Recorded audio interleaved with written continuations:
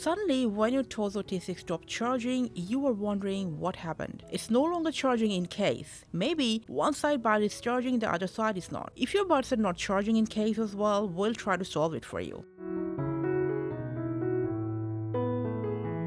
Now first, before anything else, make sure the buds are seated properly into the charging case. Now, if it's not that issue, and since the buds gets its charge from the case, make sure the case is charging properly. And while you do so, make sure you're using the original charger, functional adapter, or a working power source.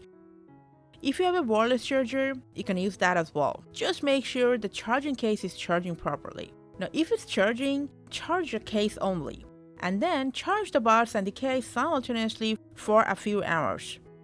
Now if the case is charging but your buds are not, just go ahead, take out the buds. On your charging case, clean both the slots properly, and especially gently clean these connectors or pins.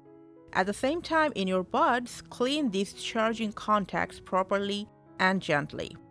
Now after that, insert the buds to their respective slots.